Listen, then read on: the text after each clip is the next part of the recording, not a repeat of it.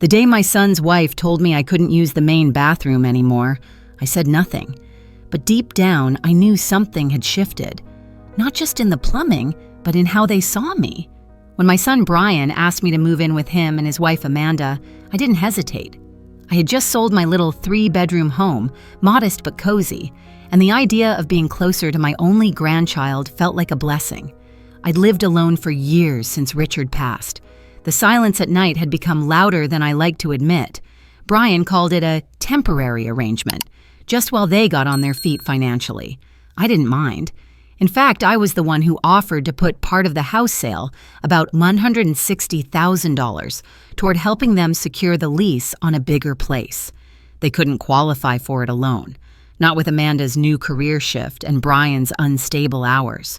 I just want to be useful, I told them, and I meant it. After all, family is what we pour ourselves into, right? Especially mothers. Especially when our kids are building something new. The apartment was lovely. 3 bedrooms, modern finishes, lots of light. I remember thinking, this is where I'll grow old with people I love. Amanda greeted me warmly on move-in day. She even labeled a kitchen drawer for me, Mom's stuff. That felt sweet. Personal, like I was part of something again. I chose the smallest room in the back. Didn't want to be in the way. I set up my reading lamp, put my quilt over the bed, and unpacked just enough to feel at home. The first few weeks went smoothly. Emma, my granddaughter, would sneak into my room with books and giggles. Amanda made me tea every other night. Brian called me Mom, with that boyish tone I hadn't heard in years. I didn't notice the shift at first. Little things like Amanda rolling her eyes when I left the kettle on too long, or Brian asking if I could maybe eat earlier so they could have couple of time. Small cracks. I smoothed them over with silence. After all, I was grateful. Grateful to be needed. Grateful to be included. Grateful enough to ignore the warning signs. What I didn't know then was that the same space I helped them afford would soon become a place where I wasn't even allowed to use the bathroom in peace. And that silence I'd been pouring over the cracks, it was about to drown me. It started with the towels. One morning, Amanda casually mentioned that it might be better if I kept mine separate, for hygiene. I didn't argue. I folded mine neatly and stacked them under the sink in the guest bathroom. Then came the coffee. I've been a morning person all my life. I like the quiet, the ritual. But Amanda started leaving sticky notes on the coffee machine. Please don't use before 8 a.m., baby sleeping. So I boiled water on the stove, quietly, slowly, like I was afraid of waking the house with my presence. Next, it was the dinner schedule. Brian sat me down, well, more like stood awkwardly while I sat, and explained that it might be more convenient if I had my meals a little earlier. So Amanda and I can have our evenings to ourselves, he said, scratching the back of his neck. I smiled. I always smile. That's how I've survived this long. I started eating alone, at 5:15 sharp, in the kitchen while they were still at work. But the one that really got me, the one that stayed in my bones, was the bathroom. Amanda approached me one Sunday morning, dressed in that silk robe she always wears when she's about to say something sharp with a smile. "Dorothy," she began, "Brian and I think it would be better if you used the guest bathroom exclusively from now on, just for privacy reasons." I blinked. "The guest bathroom? It's really just a matter of space," she said, checking her nails. "And it helps Emma know which bathroom is hers. Boundaries, you understand." I nodded. I always nod. Another survival tactic.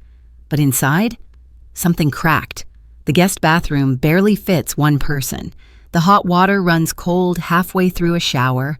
The light flickers when you turn on the fan. It's the kind of room you give to visitors you don't want to stay long. I'd sold my home, contributed financially, given them freedom. And in return, I was being quietly shuffled out of shared spaces, out of the kitchen, out of the living room, out of the bathroom, out of the family. And Brian, he just sat there. Not a word. If you're watching this and thinking, that would never happen to me, I hope you're right. But if you've ever swallowed your feelings to keep peace, If you've ever smiled through being slowly erased, then maybe you know exactly what I mean. Tell me, have you ever been made to feel less in a place you helped build? I'd love to hear your story in the comments. Sometimes we heal by recognizing ourselves in each other. I didn't say anything that day. I just folded my towel and moved my toothbrush and told myself, it's fine, it's just a bathroom. But we both know it wasn't just a bathroom. The day they moved my things into the laundry room, Brian called it temporary, just until they could reorganize the guest room. Amanda didn't even look at me when she made the decision. She just gestured to the boxes in the hallway and said, "We thought this might give you more privacy." More privacy. The laundry room didn't even have a real door, just a thin curtain. The washing machine groaned every time it ran, and I could hear the pipes clunk through the walls when they used the upstairs bathroom. My bed was now a cot. My lamp didn't fit on the dryer. My clothes hung beside detergent bottles and vacuum hoses. But I didn't complain. I folded my cardigans. I lined up my slippers. I made it work, because somewhere in my mind, I still believed I was part of this family, that all this was just temporary, that love would show up, eventually. But it didn't. The lowest moment came on a Saturday afternoon when Emma had a friend over to play. I was in the kitchen, washing my teacup, when I heard her tiny voice float through the hallway. "This is the laundry room," she said proudly. "That's where Grandma sleeps now. Mommy says it's better for everyone that way." I froze, not because she meant harm, she didn't, but because children repeat what they hear. And in that innocent sentence, I heard the truth. I wasn't family anymore. I was the help, an aging inconvenience they were tolerating. Later that night, I sat alone on the cot, looking at the outline of the mop bucket in the dim light, and I realized something. I was vanishing, not just from their lives, but from my own. And here's the hardest part. I let it happen. I let their silence become my silence. I let their decisions become my new normal, because I was afraid that speaking up would mean being pushed out altogether. Have you ever felt that way? Like you're holding your breath in your own life just to keep the peace? That night, I didn't sleep much. The laundry machine clicked on at 6 a.m. I laid there, staring at the ceiling, realizing it wasn't the water pipes that were breaking. It was me. But somewhere beneath the ache, a quiet voice whispered, "You don't belong here. Not because you're not worthy, but because you forgot you were." And that was the beginning of the end. It happened one evening after dinner. Amanda had made grilled salmon, which she announced was heart-healthy, but tasted like cardboard. Brian barely spoke. Emma was at a sleepover. I excused myself early, retreating to the laundry room, which now smelled faintly of bleach and old socks.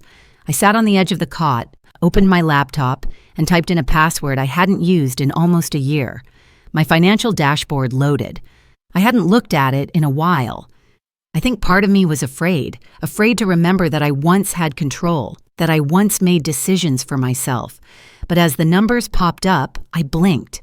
Liquid assets, $146,000 long-term investments, $310,000 equity across prior rental partnerships, $650,000, and then I remembered something.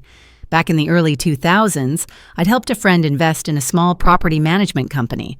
I clicked into the portfolio summary, and there it was, Madison Terrace, a 6-unit apartment building. My heart skipped. I read through the details and froze. Unit 3B, current tenants, Brian McCarty and Amanda McCarty. I stared at the screen. No, it couldn't be. I clicked into ownership records. Turns out Madison Terrace had changed hands 3 months ago. The previous owner, Jason, my friend's son, had gone bankrupt and sold the building. And now, it was back on the market. I stared at the screen, a slow idea forming in the back of my mind, one I hadn't allowed myself to consider for years. What if I bought it? Not to evict them, not out of revenge, but because maybe, just maybe, it was time I remembered who I was. A mother, yes, a grandmother, of course, but also a woman who once bought her first duplex at 31, who managed tenant complaints, negotiated leases, and refinanced properties better than some men in suits. I hadn't stopped being that woman. I had just let other people forget it and started believing them. I picked up the phone. "Hi, John. It's Helen McCarty. Remember that LLC we used for investment purchases?" "Yeah, I think it's time we dusted it off." There was a long pause on the other end. "Are you coming out of retirement?" he asked, half joking. I smiled. "Let's just say I'm stepping back into my name." And that was the first night in a very long time that I didn't feel small. I felt awake. 2 weeks later, Brian and Amanda received a letter. Not from me, from the new property management company, the one that had just taken over the building. "Dear Mr. and Mrs. McCarty, as per the new owner's request, your lease for Unit 3B will not be renewed upon expiration next month. Please prepare to vacate the premises by the stated date." I wasn't there when Amanda read it, but I imagine her reaction wasn't quiet.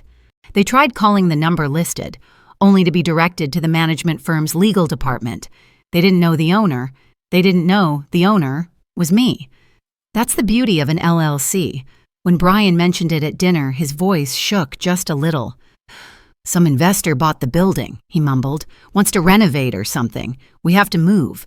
I sipped my tea and offered a soft, non-committal hum. "Oh, that's unfortunate." Amanda was pacing. "We've been good tenants. This isn't fair." No one looked at me, and I didn't offer anything. Let them sit with it.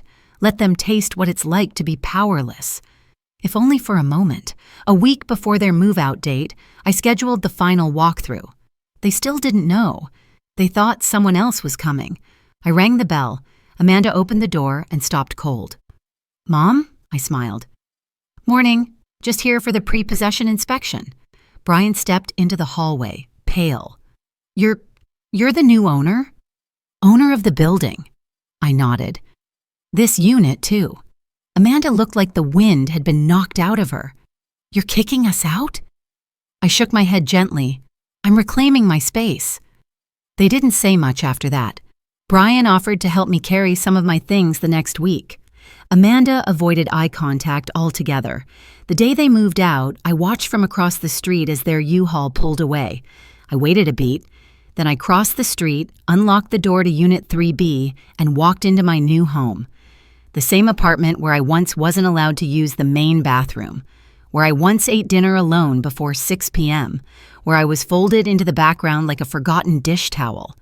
Now it was mine, every inch of it. And this time, I picked the biggest bedroom. I picked the nicest sheets. And I installed the best damn bathroom fixtures I could find. Not for revenge, but because I could, and because I'd earned it. The first morning in my new apartment, I brewed a full pot of coffee. No sticky notes, no whispers outside the door, no side eyes about morning routines, just me, the hum of the window fan, and the quiet click of a perfectly functioning bathroom light. I patted across the hardwood floors in slippers I hadn't worn in months. I opened the blinds wide and let the sun pour in. Then I stepped into my new bathroom, renovated just the way I like it.